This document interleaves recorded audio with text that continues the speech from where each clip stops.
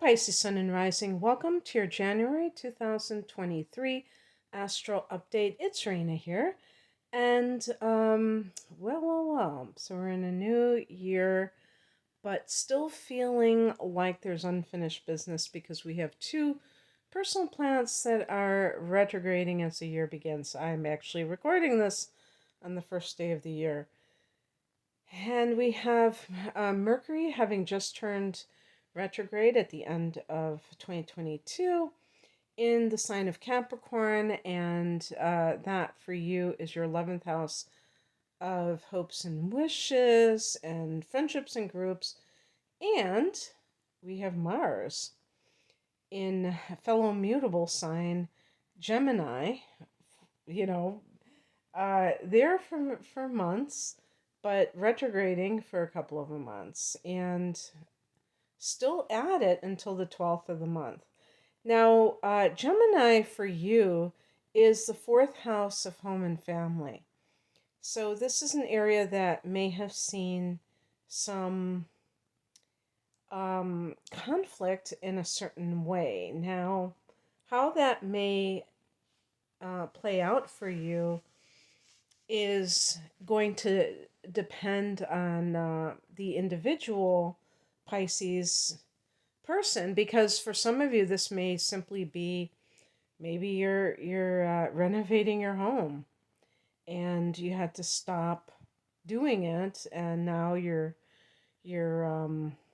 back at it again when Mars turns direct. But let me just start with the first transit that I wanted to talk about, which is the full moon on the 6th of January at 16 degrees of Cancer. And this is another water sign. So this trines you. And that is a very pleasant cooperative angle. This is coming from your fifth house, which is a really great house for us all because it's the house of pleasure. It's the house of creativity, and Pisces, you have a real connection with creativity for sure, and also the house of romance. And I always think of Pisces as one of the most romantic signs. So, what could be going on here? Well, love could be in bloom. And what this could mean is that perhaps there's somebody in your life that was a is a friend, is a friend of a friend, and you just saw them in that capacity, and then all of a sudden you're like, wait a second, this is what love is all about, you know? And so it could be like a platonic situation that turns into romance. Sometimes it can be like ending some kind of affair or fling or falling out of love with someone.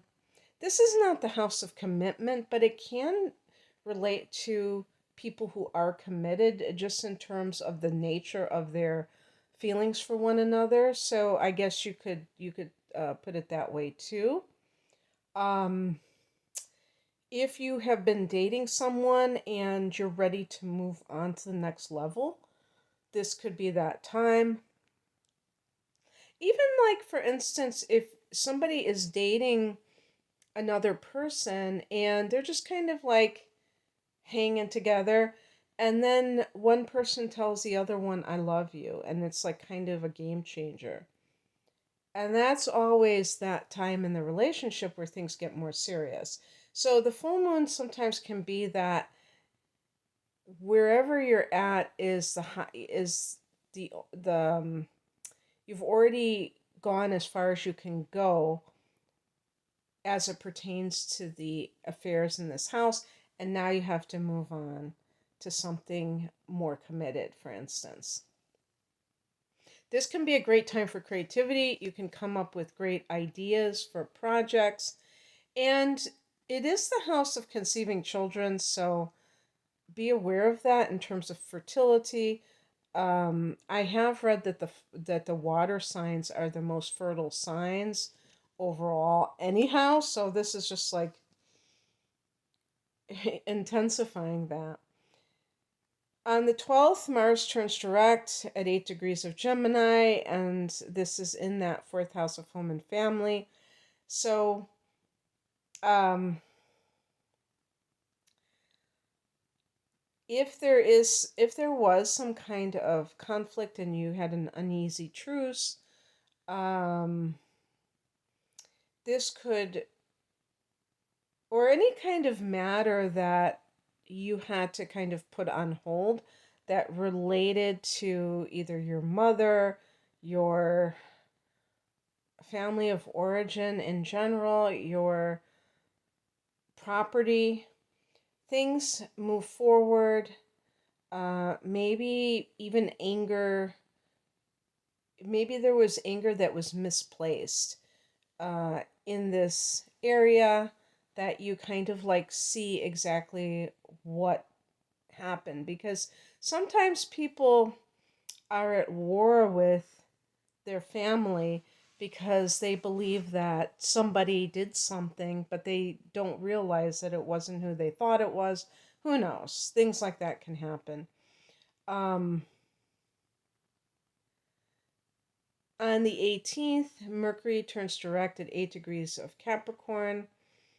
So, like I said, this is in the 11th house, which can be your long range goals as well as your social network. So if you had some kind of um, miscommunication with someone that is a friend, that can get sorted out. Or some of you may be really thinking about or have been rethinking some kind of a goal that you had, and for some reason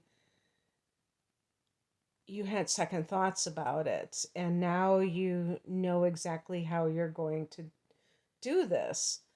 And that is very important because sometimes people have desires, but they don't have a plan of action, or their action plan is not very viable.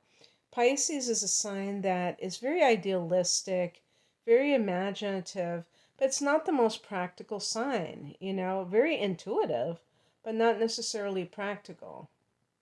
And the interesting thing about it is that practicality sometimes is overrated because it can lead people to be very self-limiting, where they think, well, that could never happen, that's not reasonable, and they kind of play small, thinking that they're being very pragmatic when actually they don't have a big enough vision. So it's kind of like a fine line, because sometimes you do want to dream big, and you do want to believe that anything can happen.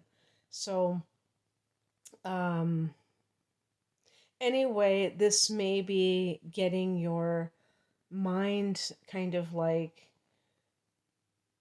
on point for visualizing your future goals that you're trying to accomplish. On the 20th, the sun goes into Aquarius, and this is your 12th house, the house that you rule. This is your hibernation period before your debut, and you're going to have a doozy of a month in March.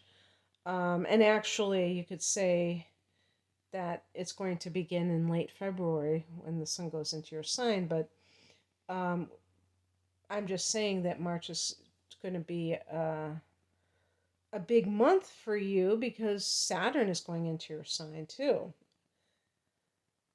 So the very next day we have a new moon at 1 degree 33 minutes of Aquarius, and because it's at 1 degree, this may actually fall into your 11th house, not your 12th. And if it does, um, then it can be that you are meeting new people. And so, because you had Mercury retrograde in this house as well, and now Mercury is direct, you can you may have come to some kind of decision about people that you're friends with. Maybe you have decided that you really don't vibe with them anymore, and that might have been what the disagreement, if you had some kind of misunderstanding, or with a friend or friends, it might be because you're not on the same wavelength anymore. And so new people may be coming into your life. You have had Saturn in your 12th house, and that can make you maybe more prone to being alone. I don't really know if people have talked about it in those terms. Saturn, you know, forces our hand, so to speak. We can become more disciplined in this area that is Pisces domain. It's really strange bedfellows for Saturn to be in Neptune's area, because Neptune isn't very uh, defined, and Saturn is, but it can kind of force people to get serious about their solitude. And it's it's very interesting that the 12th house represents solitude, and that the 11th house represents the people in your social circle, because um, it's like two entirely different um, situations, obviously. So this can be the new people that you've come into your life, with this new moon. If it's in your 11th house, if it's in your 12th house, then it is about some kind of maybe new spiritual practice, a new spiritual teacher that you're following, so on and so forth. On the 22nd, Uranus turns direct at almost 15 degrees of Taurus. Taurus is your third house. So Uranus is technology. You may have had a lot of issues, Pisces, with technology, because the third house can be the internet, and Uranus can be the internet too, because Uranus rules the 11th house with Aquarius, and it is connected to technology. So you might have had some jacked up technology issues, and I think that if you have, and if it's been one thing after the other, now is the time that things are going to chill a little bit. Um, and even in anything related to tech issues, not just like, the actual, your internet service provider, but um, just as it pertains to websites and YouTube channels, whatever you have going on, maybe there were things that in the last few months have been plaguing you.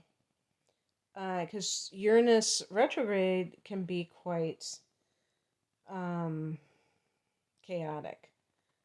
Not that when it's direct, it's just kind of prim and proper and predictable, but at least it's a little bit more um, kind of like when they say there's a method to my madness. At least it has that kind of feel to it. Okay, Pisces, that's what I have for you. I hope that this resonated.